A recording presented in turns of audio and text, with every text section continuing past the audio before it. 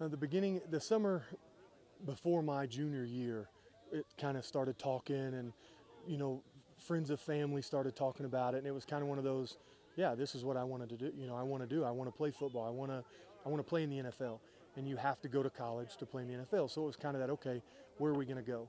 And so we kind of started it in my junior year. It really got big of, getting the letters and sending video out and finding somebody to help us, where do we go from here? And we started that my junior year.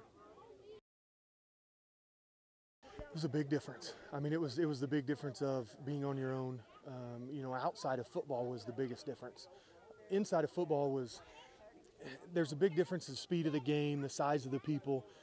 But if you have, if you want to play football and you want to work and you're not scared to work, it was football. It was no different than high school, because I put in the work, I did what I was supposed to do, and it worked. The biggest difference was the education side of it, the going to class, picking your classes, picking that degree. Those were the things that were the biggest difference for me. Getting that dream of always wanting to play in the NFL and then signing that free agent contract and going with the Titans, that was a big deal, but it still wasn't reality until you go for your first minicamp. I'm telling you, that was when it hit me that I've made it, I'm here. The hardest part for me was realizing I've got to continue working. Just because I've made it, it's not enough. And I got my biggest dream in life was to play Monday Night Football, and my second biggest was to play it against the Dallas Cowboys. I'm from Oklahoma. Dallas was our team.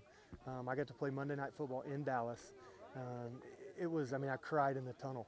It was a dream accomplished almost. And then I was released. I was cut from the Titans. And it was there for a little bit. It was kind of like, okay, life's over. What do I do now? I've went to school. I've got an education. I have an idea of what I want to do, but I'm not done playing football yet. And a coach that was an assistant with the Titans called me one day, and he was going to be the head coach of the arena football team there in Nashville. And he said, come on, come play. I had never thought about the Arena League. I always thought kind of that Division I to Division II mentality of, I'm better than this. I'm not going to go play in the Arena League. And after my very first game, I remember I was in Ohio, and I remember calling my wife and telling her, honey, our situation's changed. I will play arena football. Had an opportunity after that year. I made Rookie of the Year, had an opportunity to go back to the NFL, turned it down because I didn't want to go back and be a practice body. I wanted to play in games. I wanted to play football. And that was the reason that I continued in the Arena League. I got to play games. I got to play football. It was a smaller field. You played both ways, offense and defense. That was my gig. I realized soon that was my love. I had found it, and I spent the next 7 years there. College was everything. In college, meeting people that, came and we worked out with, they would bring an outside person in to train us, to do some conditioning and those things. That was when I really started thinking, you know what? Yeah, I want to coach, but at the same time, I don't want to be gone. I don't want to be gone from my family and those things. And I looked back and remembered training with those people. And that was kind of what brought me to, to where I'm at now. I own a gym, I own a training facility, indoor training facility where I train kids, 1st grade to 12th grade in the sports realm. In what I've done all my life. It's just teaching kids that you have to work harder. And that learning that process of working harder than the guy you're against, it transferred over into business for me, knowing that I've got to work harder than other businesses. I've got to work harder than other people out there training if I want to make my business succeed. And so football, it did everything for me, and even into business now of fighting hard and doing everything I can to succeed. It's awesome being especially doing your alma mater, getting to go back and be on the radio and every single game and talk about the kids that you feel like to an extent you paved the way for a little bit.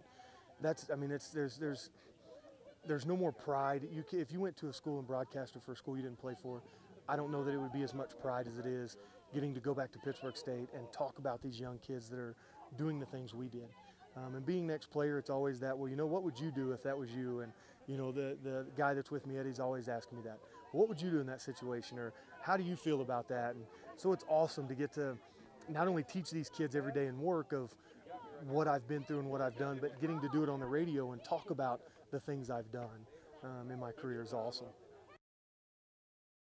It was 100% important. It was the lessons you learn every single day in football of, the old sayings that you get so sick of hearing, the never give up, the, work harder than the next guy, the practice perfect, makes perfect practice makes, perfect games. Those things are, that every bit of that came into life, and every bit of that has made me where I'm at right now in business.